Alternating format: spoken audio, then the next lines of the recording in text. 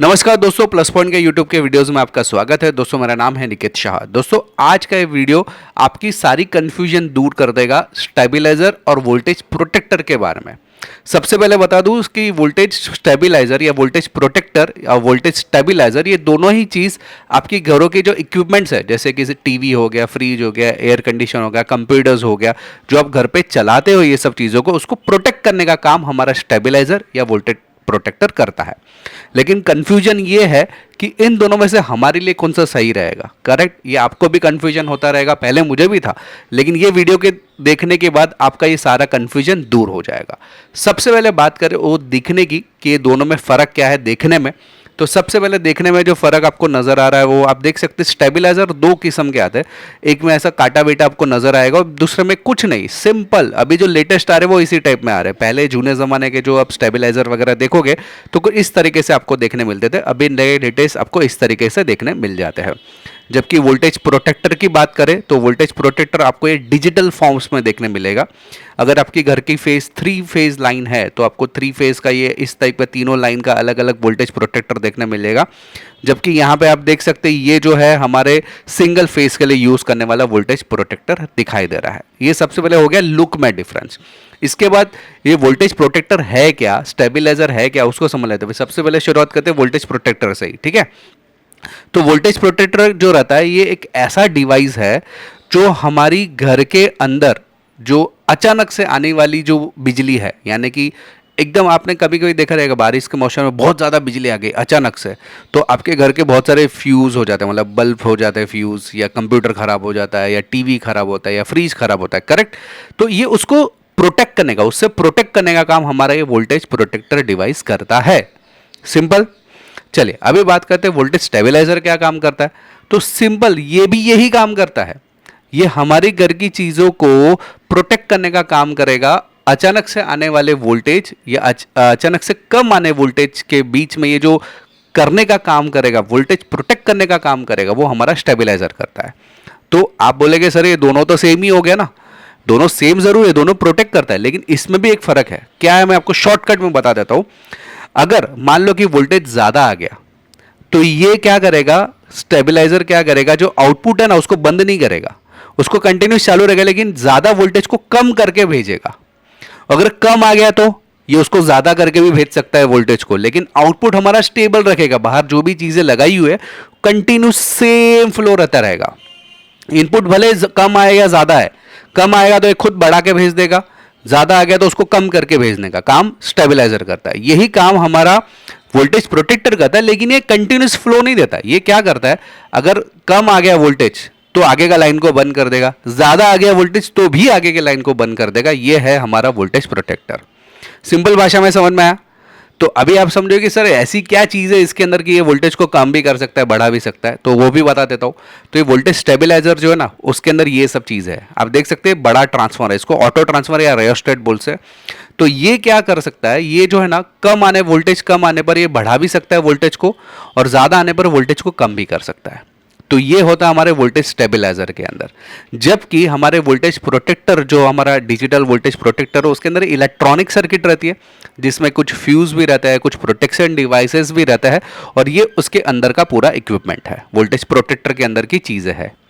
ठीक है, इसके रिलेटेड अलग से वीडियो चाहिए ना तो मुझे व्हाट्सएप पे मैसेज करो, तो मैं ज़रूर अलग से इसके ऊपर वीडियो बना दूंगा, या मुझे कमेंट में लिख दो यूट्यूब चैनल के अंदर, ठीक है, तो भी मैं ज़रूर उसके लिए वीडियो अलग से बना दूंगा कि ये कैसे काम करता है ये सर्किट। ठीक है, अभी और भी ज़्यादा डिटेल में एकदम डिस्कशन करेंगे कि भाई क्या क्या डिफरेंस है। लेकिन ये डिटेल डिस्कशन करने से पहले जानकारी के लिए बता दो, हम लोग ने ऑनलाइन में बहुत सारे कोर्सेज चालू कर दिए।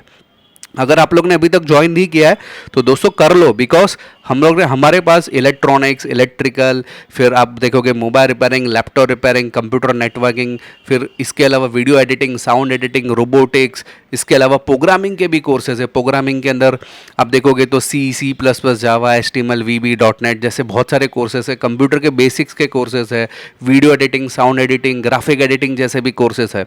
तो कुल मिला के 58 से ज़्यादा कोर्सेज है आज की तारीख में हमारे एप्लीकेशन के ऊपर। तो अगर ये कोर्सेज करना है ना तो आपको केवल मोबाइल में एक ऐप डाउनलोड करना है। ऐप का नाम है प्लस पॉइंट ट्रेनिंग। ये आपको गूगल प्ले स्टोर पे भी मिल जाएगा, अगर आपको एप्पल प्ले स्टोर पे चाहिए ना तो मुझे व्हाट्सअप पे मैसेज करो, ठीक है। ये दोनों ही मेरे व्हाट्सअप नंबर है, कोई भी एक नंबर पे मुझे हाई का मैसेज डाल दो तो मैं आपको क्या करूँगा, गूगल जो प्ले स्टोर है उसका भी लिंक भिजवा दूंगा, iOS का भी लिंक भिजवा दूंगा, और वेबसाइट से अगर आप चलाना चाहते हो कोर्सेज को तो उसका भी लिंक भिजवा दूंगा, ठीक है। समझ में आया? तो ये था हमारा छोटा सा इंट्रोडक्शन कि भाई ये ऑनलाइन कोर्सेज करना तो आप कैसे कर सकते हैं। चले बैक टू द टॉपिक। अभी ये वोल्टेज प्रोटेक्टर जो है मैंने बताया है वो कैसे काम करता है उसको थोड़ा सा एक अंदाजन समझ लेते हैं, ठीक है। समझो मैंने यहाँ पे इनपुट दिया हुआ है, ओके, यहाँ पे आउटपुट है। इनपुट में अचानक से 230 वोल्ट कांस्टेंट था, अभी अचानक से 290 हो गया या 500 हो गया, तो क्या करेगा मालूम है? ये खुद को बंद कर देगा, यानी कि आउटपुट जो है ना उसको बंद कर देगा। क्यों बंद कर दिया? क्योंकि यहाँ पे ज्यादा वोल्टेज आ गया, इसलिए उसको क्या किया, आउटपुट बंद कर दिया। अगर कम आ गया उसी तरीके से तो भी आउटपुट को बंद कर देगा। हालांकि यहाँ पे हम लोग सेटिंग कर सकते हैं कि कितने वोल्ट तक हमें आउटपुट आएगा तब तक चलेगा। मतलब समझो 230 से 260 मैंने यहाँ पे सेट कर दिया, मैक्सिमम 260 तक जाएगा, अगर उससे ज्यादा गया तो बंद कर देगा। हम लोग वैसे लो वोल्टेज भी सेट कर सकते हैं यहाँ पे, ठीक है। वो हमारे हाथ में रहता है कि सेट करना नहीं करना, लेकिन जनरली ये सेट करना बेहतर रहता है, हम लोग हमारे हिसाब से उसको सेट भी कर सकते हैं। जबकि स्टेबलाइजर क्या रहता है कि स्टेबलाइजर में खुद हमें कुछ सेटिंग करने की जरूरत नहीं, इनपुट को जोड़ दो, आउटपुट को जोड़ दो, खत्म हो गई बात। ये अपने आप वोल्टेज को स्टेबलाइज करेगा। 240 वोल्ट आउटपुट में कांस्टेंट रखेगा, चाहे यहाँ पे 600 वोल्ट आ जाए या चाहे 150 वोल्ट आ जाए। 150 वोल्ट आ जाएगा तो बढ़ा के भेजेगा, 600 वोल्ट आ गया तो कम करके भेजेगा, कट नहीं करेगा, ये कंटिन्यूस ऑन रखेगा, ठीक है। तो ये दोनों में मेजर डिफरेंस है। इसके अलावा बहुत सारे डिफरेंस है, जैसे कि प्राइमरी फंक्शन तो मैंने बता दिया कि ये मेंटेन करता है, मेंटेन करता है आउटपुट को स्टेबलाइज करके, जबकि मेंटेन नहीं करता, ये खाली गार्ड करता है, प्रोटेक्ट करता है, बंद कर देता ना वो, मतलब ज्यादा आ गया कम आ गया तो बंद कर देगा आउटपुट, जबकि ये बंद नहीं करेगा स्टेबलाइजर, ये कंटिन्यूस चालू रखेगा। वोल्टेज हमें एडजस्टमेंट करने का मौका मिलता है क्या? हम लोग एडजस्ट कर सकते हैं, हम लोग मैनुअली तो नहीं कर सकते, ये अपने आप वोल्टेज को मैनेज करता है स्टेबलाइजर। जबकि वोल्टेज प्रोटेक्टर जो है उसमें कोई स्टेबलाइजर या कुछ भी चीज सिस्टम नहीं है, तो हम लोग उसमें वोल्टेज को एडजस्टमेंट नहीं कर सकते हैं। Typically use for air conditioner, refrigerator, computers में जनरली हम लोग स्टेबलाइजर का यूज करते हैं। घर के छोटे मोटे जो इक्विपमेंट से प्रोटेक्ट करना है उसको, तो हम लोग वोल्टेज प्रोटेक्टर का यूज करते हैं। मैकेनिज्म की बात करें तो इसमें ऑटो ट्रांसफॉर्मर, हम लोग ने थोड़ी देर पहले ही देखा कि इसमें एक ट्रांसफॉर्मर लगा रहता है और इसमें एक सर्किट लगी रहती है जिसमें फ्यूज और सर्किट ब्रेकर, सर्ट प्रोटेक्शन वगैरह सब चीज़ें लगी हुई रहती है। प्रोटेक्शन जो टाइप है वो वोल्टेज रेगुलेटर भी करता है, स्टेबलाइज भी करता है। ये स्पाइक और सर्ज को प्रोटेक्ट करता है, यानी कि ज़्यादा या कम आ गया तो उसको प्रोटेक्ट करेगा, ठीक है। रिस्पॉन्स टाइम, इसमें ऐसा रिस्पॉन्स टाइम जैसा कोई सिस्टम ही नहीं है, वो कंटिन्यूस चालू ही रहता है। मतलब रिस्पॉन्स कम आए या ज़्यादा है वो मेंटेन ही रखेगा, जबकि ये जो है तुरंत उसको डिस्कनेक्ट कर देगा आउटपुट को। तो रिस्पॉन्स टाइम थोड़ा सा slow as compare to stabiliser. Complexity की बात करें तो इसका जो है थोड़ा सा कॉम्प्लेक्स सर्किट, मतलब इसके अंदर एक बड़ा सा ट्रांसफॉर्मर है तो थोड़ा सा हैवी भी रहता है ये, जबकि ये एकदम हल्का फुल्का रहता है, इसमें कुछ ज़्यादा कुछ रहता नहीं है। एक सिंपल सर्किट रहती है, सिंपल उसके अंदर कुछ कंपोनेंट्स रहते हैं जिसके जरिए खुद को मैनेज कर लेता है। तो ये है टेबल ऑफ डिफरेंस कि ये स्टेबलाइजर और वोल्टेज प्रोटेक्टर में कौन सा आपके लिए बेहतर रहेगा। कुल मिला के अगर मैं समरी बता दूं कि स्टेबलाइजर जो है वो थोड़ा सा हैवी है साइज में, लेकिन ये हमेशा कंटिन्यूस आउटपुट हमें देते रहता है, इलेक्ट्रॉनिक अप्लायंस को चलाते रहता है, चाहे कम वोल्टेज आ जाए या ज़्यादा वोल्टेज आएगा। हाँ, अगर वोल्टेज आया ही नहीं, यानी कि लाइट चली गई तो नहीं बना के देगा, ठीक है, वो चीज़ आपको ध्यान में रखना है। जबकि वोल्टेज प्रोटेक्टर क्या करेगा कि अगर ज़्यादा वोल्टेज आ गया या कम आ गया तो ये उसको प्रोटेक्ट करने के लिए आउटपुट को बंद कर देगा। तो सिंपल ये दोनों में डिफरेंस है। दोनों का इस्तेमाल साथ रेफ्रिजरेटर, एयर कंडीशन, कंप्यूटर्स बहुत सारी जगह पे कर सकते हैं, ठीक है। तो ये दोनों के बीच में समरी है। कुल मिला के अगर मैं मेरा आपको एडवाइस दूं तो स्टेबलाइजर यूज़ करो, आपके घरों के लिए ज़्यादा सही रहेगा, प्रोटेक्शन मिलेगा, आउटपुट हमेशा कांस्टेंट रहेगा। 240 वोल्ट रखा है तो 240 वोल्ट ही आपको मिलेगा, चाहे कम आए या ज़्यादा आए, ठीक है। अगर लाइट चली गई तो उस समय ये काम नहीं करेगा, ये चीज़ ध्यान में रख देना, ओके। तो आई होप कि दोस्तों ये वीडियो आपको पसंद आया। याद रखिएगा अगर आपको ऑनलाइन कोर्सेज करना है, हमारा एप्लीकेशन का नाम क्या है, plus point training. Google play store पे आपको आसानी से मिल जाएगा।